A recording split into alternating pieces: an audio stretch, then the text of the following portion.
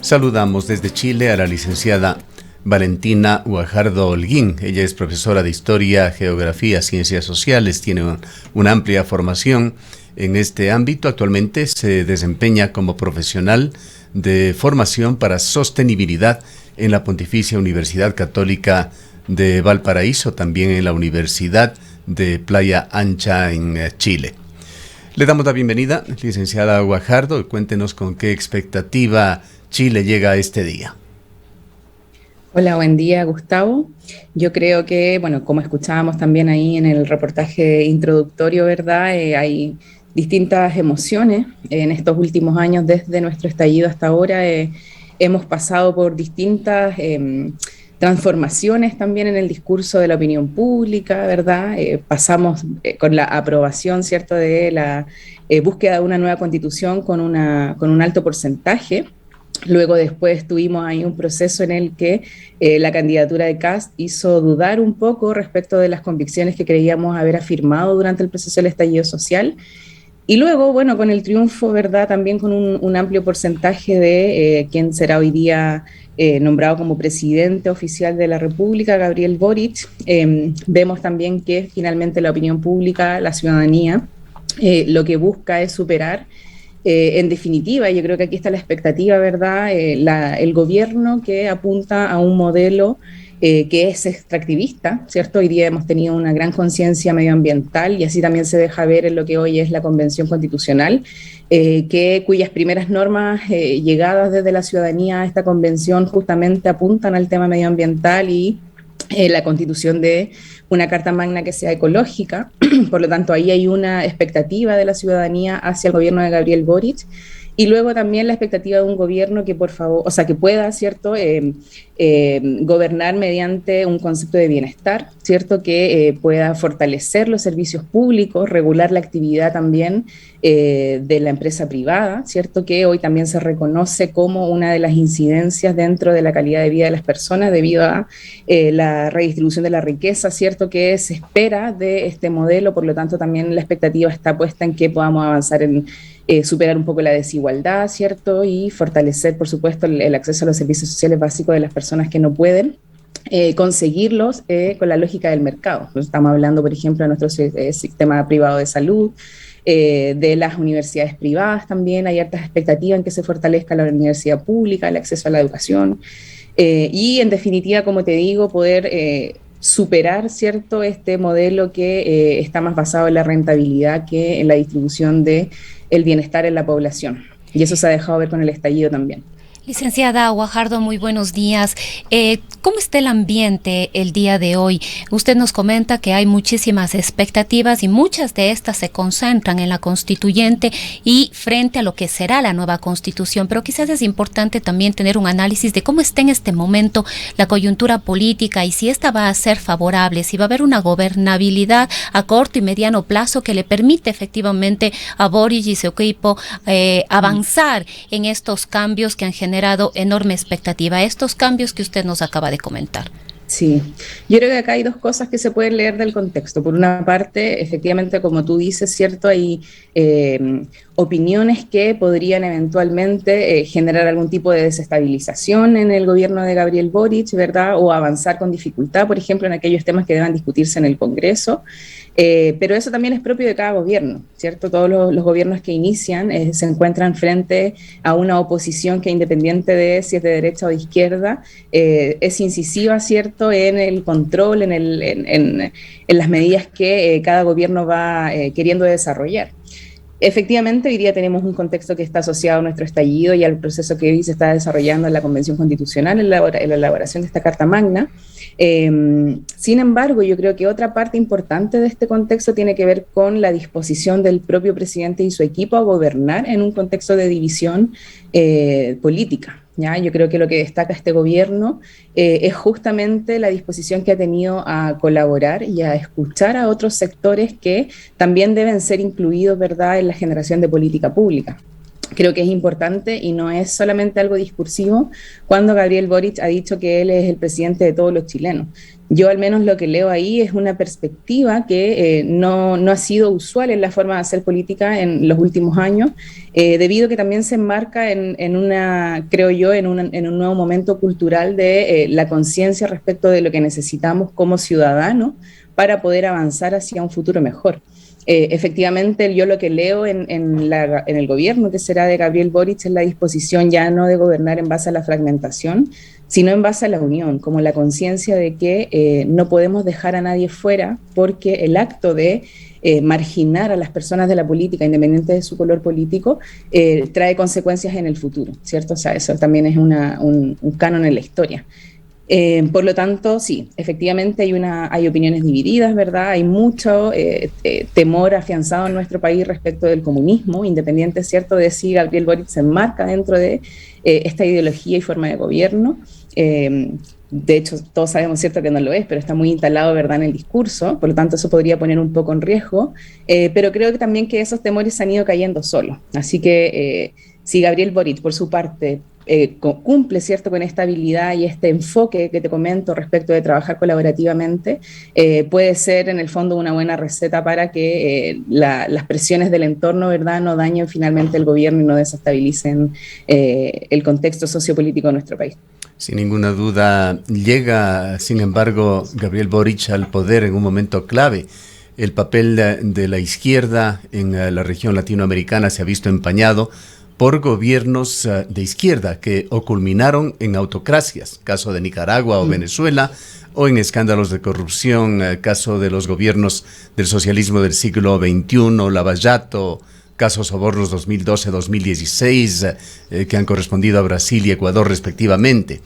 ¿El éxito o fracaso del futuro gobierno de Chile afectará la capacidad de la izquierda en toda Latinoamérica para proyectar un ciclo político que muchos aspiran sea un ciclo renovador para la izquierda, en un momento en el que se debate sobre posibilidades de un nuevo orden mundial por la situación que se está dando en el viejo continente?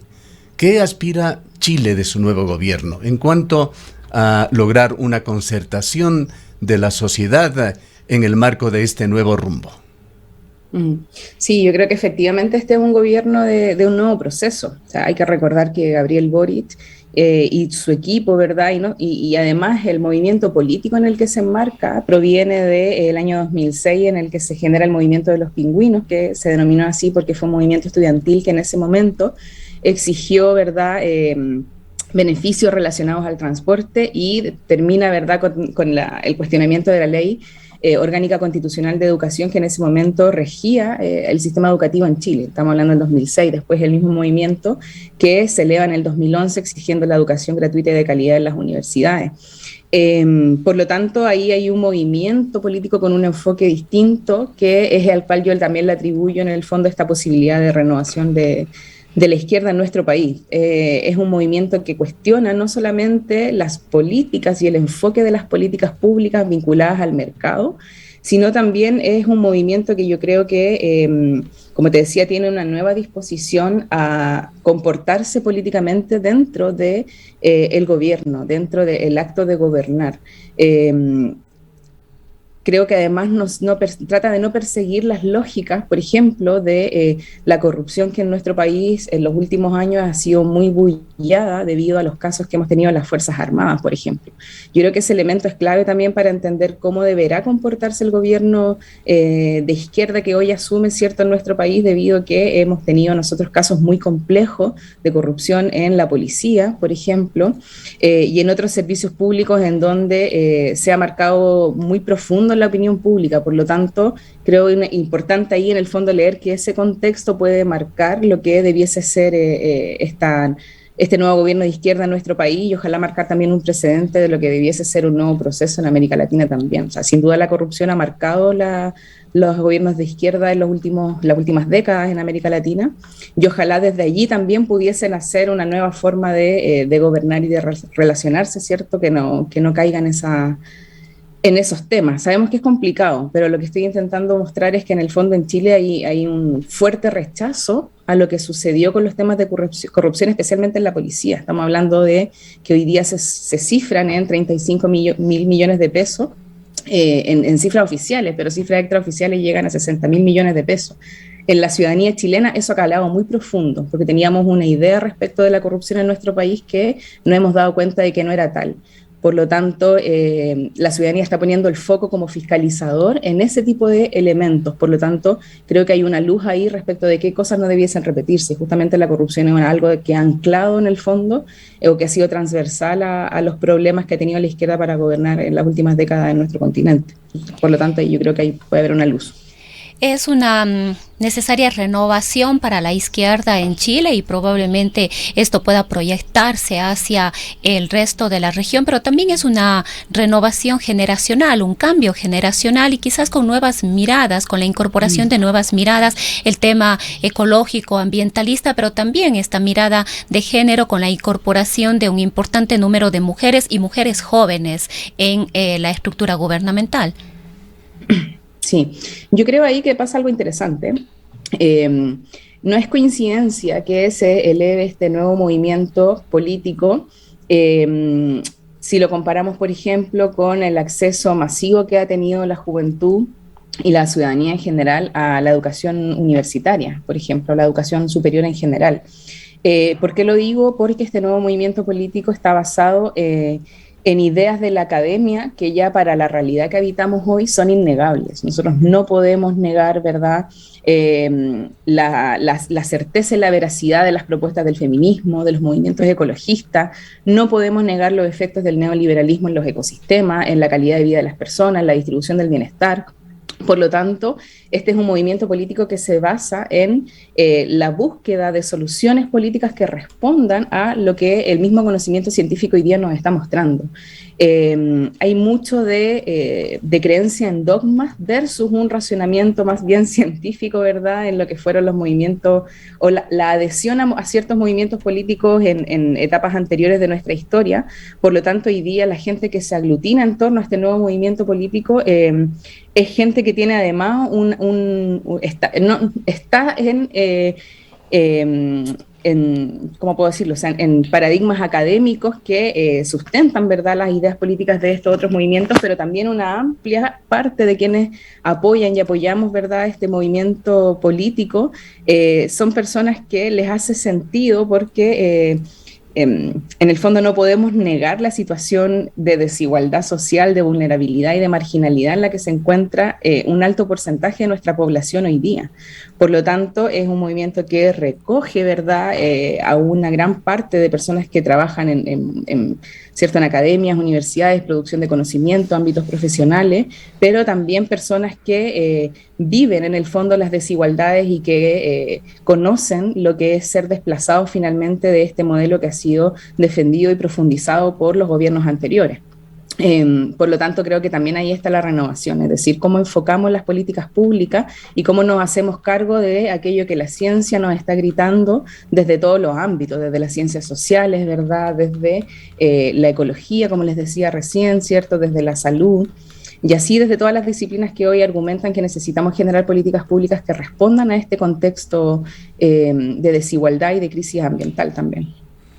Ahora, licenciada Guajardo, la situación de Chile en los últimos años ha sido sumamente interesante desde el punto de vista político.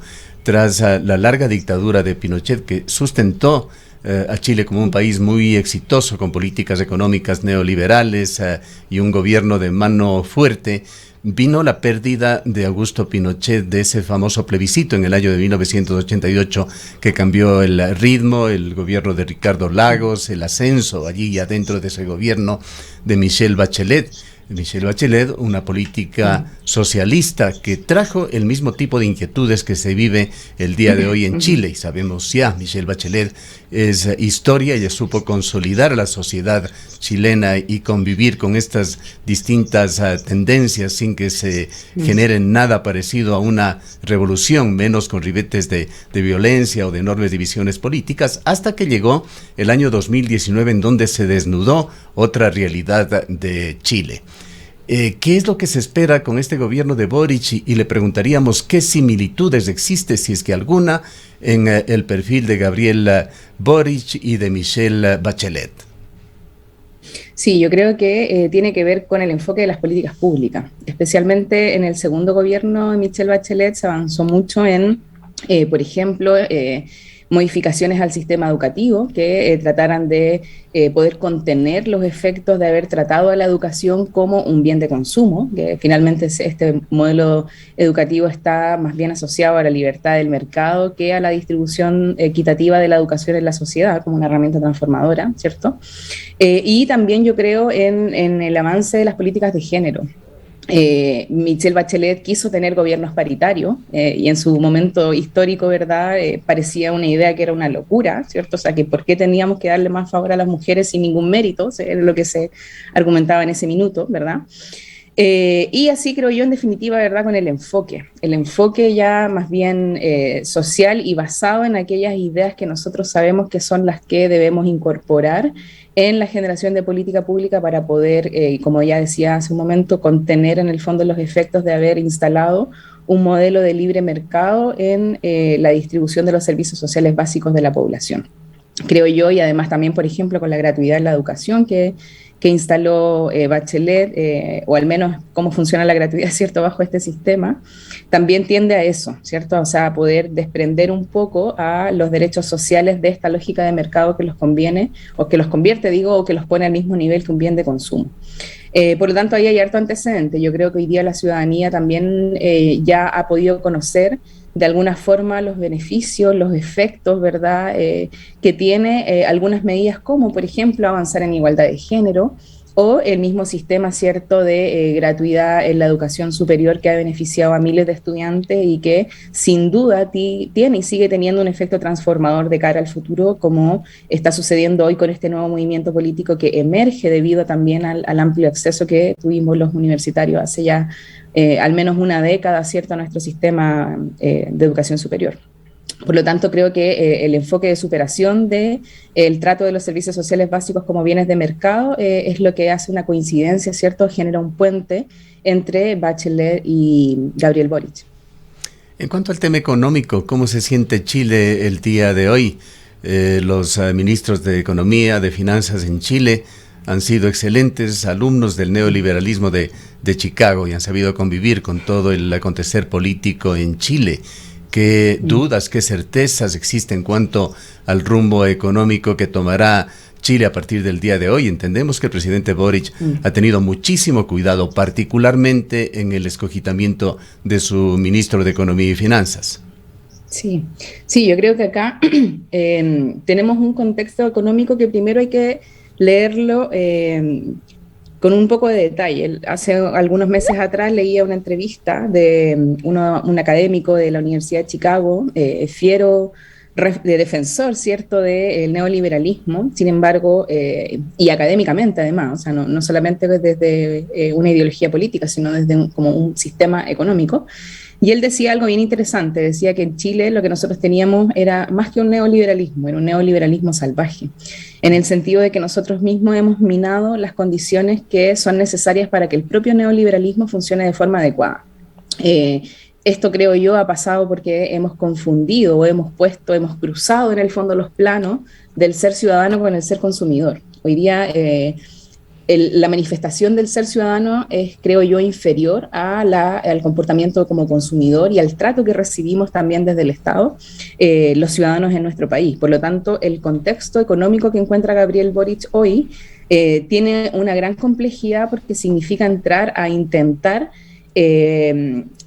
tener algún tipo de, no sé cómo decirlo bien, pero en el fondo es un contexto en el que está marcado por grandes arbitrariedades del mercado. Por lo tanto, es difícil poder hacer cambios profundos cuando el mercado tiene tanto poder. Estamos hablando hoy día de un país que, por ejemplo, no investiga delitos de evasión de impuestos, por ejemplo. Fiscalías que dejan sin investigar casos de corrupción que han sido emblemáticos en nuestro país. Tenemos casos en donde, por ejemplo, ayer salió una noticia en donde finalmente es difícil, es largo de explicar, pero en el fondo las AFP, que son nuestras empresas que controlan los fondos de pensión en Chile, van a perder cerca de 300.000 millones de dólares por un caso de corrupción que hubo con una empresa del retail y una auditora internacional que no hizo los controles adecuados para poder evitar, ¿cierto?, este caso de corrupción que se dio por años al interior de esta empresa. Por lo tanto, es un país además en donde la misma idea de pagar impuestos no está instalada y no está fundamentada. Por lo tanto, yo entiendo cuando Gabriel Boric es muy cauto, ¿verdad? Tiene mucha cautela ahí en, primero, su discurso respecto de cómo él se va a vincular con los grandes empresarios de nuestro país. Y luego respecto de la conciencia que él tiene sobre aquello que puede y no se puede hacer, ¿cierto? Yo creo que hoy día las urgencias más grandes del gobierno de Gabriel Boric están en poder enfrentar, ¿cierto?, las consecuencias económicas que estamos teniendo frente a los movimientos internacionales, ¿verdad?, con la guerra, ¿cierto?, y además con los efectos de la pandemia. Y bueno, desde allí, ¿cierto?, poder ojalá reconstruir una economía que esté basada más en el bien común que en la protección de los empresarios que han ido quebrando, ¿cierto?, y toda esta cultura del salvataje que le estamos dando a los bancos y al empresariado en general, bajo esta premisa de que es el empresariado quien sostiene a nuestro país. Y una última cosa, creo yo, ahí, que espero que pueda también ayudar en el fondo a este gobierno a poder navegar las aguas de la economía, que tiene que ver con aquello que va a decidir o a definir la nueva Constitución en materia de regulación del mercado. Nosotros hoy día tenemos una Constitución que es la que está vigente todavía, del 80, que tiene un enfoque hacia el mercado, pero lo hace mediante sutilezas, ¿ya? Por lo tanto, son esas sutilezas también las que se deben cuidar en esta nueva Carta Magna, para que no sucedan cosas nuevamente, como por ejemplo tener un sistema de AFP que más que ser un sistema de pensiones es un sistema de capitalización del país. Por lo tanto, no podemos correr ese tipo de riesgo. No podemos en el fondo dejarle al mercado ser el sostén económico y además proveedor, ¿cierto?, de los principales servicios sociales básicos en una nación, porque finalmente aplicar esa lógica conlleva indiscutiblemente a la desigualdad. Lo estamos viendo hoy día. Así que yo espero que Gabriel Boric pueda también ahí tener en el fondo la paciencia, ¿cierto?, y la calma para también poder resistir a todas aquellas críticas que van a venir desde el empresariado, desde la derecha también, y poder negociar también frente a las grandes asociaciones que hoy día, por ejemplo, tienen los agroindustriales, ¿ya? La agroindustria tiene mucho poder en nuestro país hoy con las exportaciones, las asociaciones de lobby minero, por ejemplo, las MPC, ¿verdad?, y muchas otras asociaciones de empresarios que tienen una fuerte presencia en la política. Por lo tanto, espero que también esta disposición de Gabriel Boric a conversar y a colaborar sirva, ¿cierto?, para poder llevar en el fondo un buen desarrollo económico y no desestabilizar este mercado frágil que hemos visto, ¿cierto?, en los últimos años. Licenciada Guajardo, sobre el ministro de Hacienda, que es como le llaman al ministro que aquí en Ecuador sería de Economía y Finanzas, Mario Marcel. Entendemos que él dirigía antes el Banco Central de Chile, justamente como un mensaje de estabilidad económica fue nombrado por el actual presidente. ¿Quién es Mario Marcel? Y de paso cuéntenos a qué otros personajes del gabinete de Boric debemos ponerle atención, hacerles un seguimiento. Sí, yo creo que el gabinete en general está bien interesante porque son personas que son referentes en sus áreas.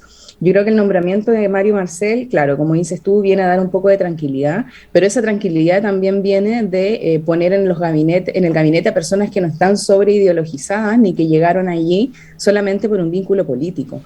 Creo que eso además es muy representativo de la transformación cultural que tenemos nosotros hoy en nuestro país, porque una amplia gama de personas, ¿cierto?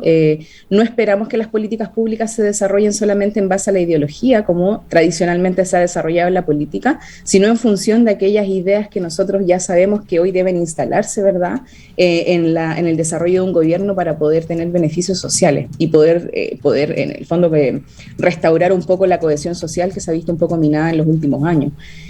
Por lo tanto, Mario Marcel responde a esa lógica, ¿cierto? A poner personas que saben, sin la necesidad de caer, por supuesto, en la tecnocracia, ya que ese es otro extremo.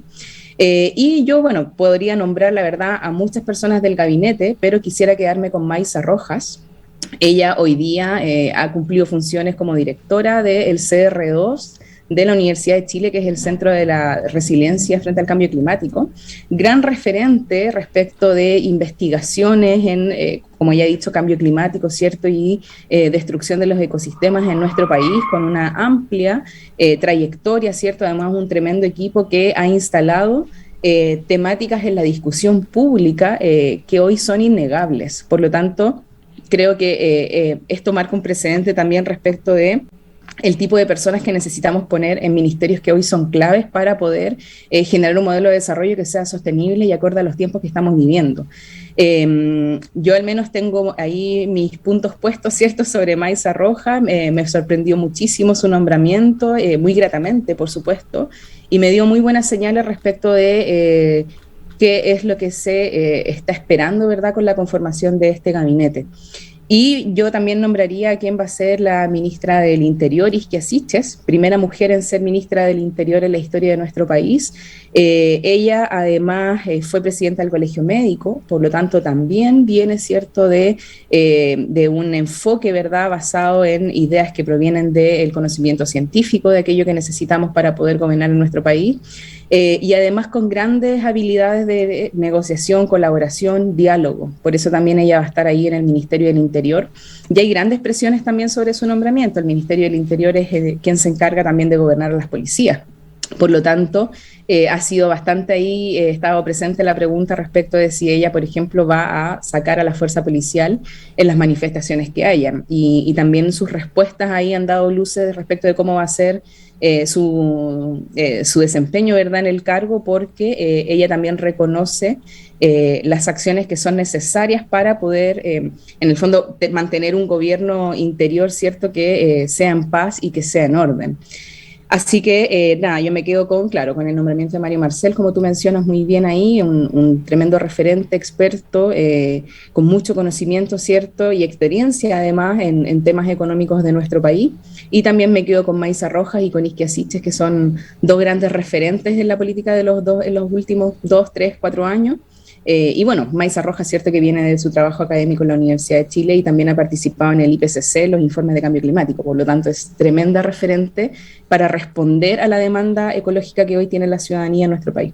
Bien, muchísimas gracias. El tiempo no nos da para más. Deseamos todo éxito a Chile con este nuevo gobierno, que todo sea bien para el futuro de ese pueblo. Muchísimas gracias por habernos atendido en esta mañana, Valentina. Gracias, Gustavo. Gracias a ustedes.